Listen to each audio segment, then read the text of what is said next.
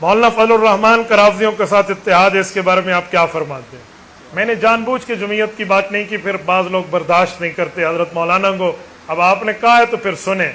قائد ملت اسلامیہ مولانا فضل الرحمان کا رافضیوں سے اتحاد بعد میں ہے، امیر شریعت سید عطا اللہ شاہ بخاری کا پہلے ہے۔ آپ مجھے میں سے کوئی بندہ حضرت امیر شریعت عطا اللہ شاہ بخاری کو نعوذ باللہ لعنتی کہے گا؟ کہو نا۔ مظہر علی اظہر اس کی جماعت کا نائب صدر تھا، رافضی تھا، سیاسی اتحاد تھا۔ آپ امیر شریعت عطا اللہ شاہ بخاری کو سلام کرتے ہو، پوری دنیا کرتی ہے نہیں؟ ہاتھ کھڑے کر کے کہیں، کرتے نہیں؟ سب بتائیں مجھے۔ امیر شریعت سید عطا اللہ شاہ بخاری، امیر شریعت سید عطا اللہ شاہ بخاری، آپ اسے رحمہ اللہ کہتے ہیں یا نہیں کہتے؟ کہتے ہیں۔ اس کا تو سیاسی اتحاد تھا رافضیوں سے، آپ کیوں کہتے ہیں؟ اے مولوی فضل الرحمان صرف اکھ پد دے بھائی، کوئی گال کو نہیں بھائی۔ سیاسی سطح پہ اتحاد ہندو سے کر لو، عیسائی سے کر لو، یہودی سے کر لو، پارسی سے کر لو، کسی نان مسلم سے کر لو، سیاسی اتحاد ہوتے، اس پہ کوئی نہیں مسئلہ۔ ہم نے کوئی اسلامی اتحاد تھوڑی کیا ہے بابا۔ سیاسی اتحاد کا کیا معنی ہے؟ یہ جو گاڑی جا رہی ہے، پیسنجر بیٹھے ہیں، ڈرائیور جا رہی ہے، راستے میں خراب ہو گئی، ڈرائیور نے کہا دھکا لگاؤ، دیسی طریقہ جو پاکستان کا ہے، دھکا لگاؤ۔ آپ سب نے دھکا لگایا اور ایک سواری ہندو بھی ہے، وہ بھی دھکا لگانے لگے، تو آپ کیا کہیں گے؟ یہ دھکا جائز نہیں ہے، ہندو دھکا لگا رہا ہے، آپ کہو گے؟ سارے کہیں گے بابا یہ گاڑی رکی ہوئی تھی، ہندو لگا رہے یا مسلم لگا رہے، گاڑی کو دھکا دے، کوئی نماز میں ہندو آ کے نہیں کھڑوتا۔ تو بھائی پاکستان کے معیشت کی گاڑی رکی ہوئی ہے، سیاسی اتحاد میں مولانا نے مختلف بندوں کو بلا لیا ہے، تو اس میں آپ کو کون سا اشکال ہے؟ بابا قائد ملت اسلامیہ مولانا فضل الرحمان کو دونوں ہاتھوں سے سلام ہے، جیسے عطا اللہ شاہ بخاری کو سلام ہے، ویسے یہ موجودہ دور کا بابا جی عطا اللہ شاہ بخاری ہے۔ میں بڑے درد دل سے کہتا ہوں، اللہ نہ کرے جس دن یہ شخص دنیا سے چلا گیا، آپ دیکھنا کہ ہمارے اوپر سے کتنا بڑا سایہ اٹھ گیا۔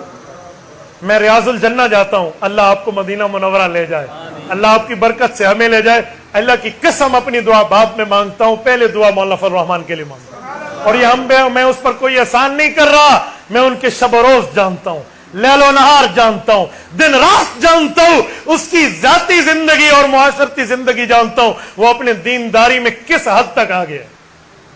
میں نے اس کے دن رات دیکھے ہیں، اس کی ترتیبیں دیکھی ہیں، میں نے سفر اور حضر میں ہر جگہ ساتھ دے کر دیکھا ہے، ملک بیرون ملک سفر کر کے دیکھا ہے، میں اس کی ذاتی زندگی میں جانتا ہوں بابا ایسی بات کوئی نہیں ہے۔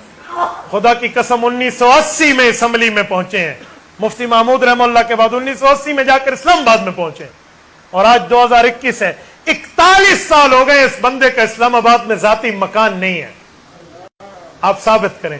جلسوں میں تو لوگ کہتے ہیں جی یہ کر دیں گے، جی وہ کر دیں گے، اگر اتنے بڑے یہ 30 31 32 33 مارخان ہیں تو ان کو کورٹ میں جا کر ثابت کر دو کہ مولانا نے کرپشن کی ہے۔ بابا یہ جو ان کا بھی وہاں پر منسٹرشپ ان کی کشمیر کمیٹی کی ختم ہوئی تو ذاتی گھر نہیں تھا، طلحہ محمود نے اپنا فارم دیا اور مولانا اس میں رہے ہیں، یہ کم اس شخص کی دیانت ہے۔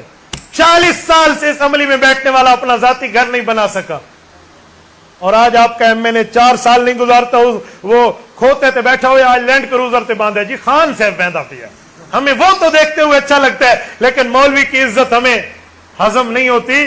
مولوی دی عزت 55 سکھو ایسے علماء پر۔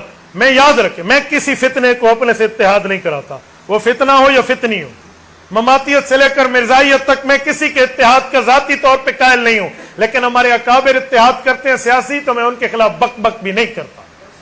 یہ آپ نہ سمجھیں کہ میں اپنے اکابرین کے خلاف بک بک کرتا ہوں، نہ، میں اکابرین کے فیصلے کو اکابر کا فیصلہ سمجھتا ہوں۔ مولانا اعظم طارق شہید رحمۃ اللہ تعالی علیہ سے میں نے سنا تھا، فرماتے ہیں قیادت پر اعتبار کرنا ہمارے اندر سے ختم ہو گیا۔ کہا لوگوں قیادت پر اعتبار کرو۔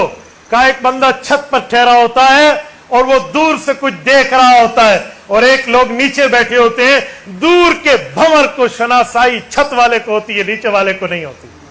تو آپ کی قیادت جو ہے وہ آپ کی قیادت کا نظر کا دور تک واسطہ ہے، نظارہ دور تک ہے، وہاں ہمارا نہیں ہے۔ آخری بات کر کے بات ختم کروں، قیادت کی پالیسی اور ہوتی ہے اور کارکن کا جذبہ اور ہوتا ہے۔ صلح حدیبیہ میں رسول اللہ کی پالیسی صلح حدیبیہ کی تھی، حضرت عمر فاروق رضی اللہ عنہ کا جذبہ قتال کا تھا۔ सैयदना उमर फारूक रजी अल्लाह ताला अन्हु ने अल्लाह के रसूल से पूछा, अक़तलाना फिल जन्ना का नाम या उमर व क़तलाहुम फिन नार नाम या उमर। अल्लाह के रसूल हमारे शुहदा जन्नत में, फरमाए यकीनन। का इनके मुर्दे जहन्नम में, फरमाए यकीनन। का फिर हम इनसे सुलह क्यों कर रहे? कुरान ने आयत उतारी, इन्ना फतहना लक फतहम मुबीना। उमर फारूक फरमाते मैं मान गया हुजूर की सुलह को, लेकिन मेरा दिल कहता था कि हमने सुलह भी कर ली है, 10 साल का मुआहदा भी कर लिया, और कुरान फतह कहता है मेरे मौला मेरा शरह सदर कर दे, ये कैसे फतह होगी? लेकिन अल्लाह ने इस जगह, रसूलुल्लाह ने इस जगह क़यादत की पॉलिसी मनवाई है या कारकुन का जज्बा मनवाया? तो पता चला कारकुन का जज्बा क़यादत की पॉलिसी के तहत होता है। आज मौलाना फजलुर रहमान कायद मिल्लत इस्लामिया है, उसकी पॉलिसी पे अपने जज्बे को ताबे क्यों नहीं करते? हम अगर साहबा के मानने वाले हैं तो साहबा कारकुन का जज्बा कायद उम्मत रसूलुल्लाह की पॉलिसी के ताबे था। तो बड़ों की पॉलिसी के तहत रहकर आप काम करें तो किस मसले पर आपका इख्तिलाफ है? इसीलिए इस मसले पर आपको ऐसी कोई चीज नहीं करनी चाहिए।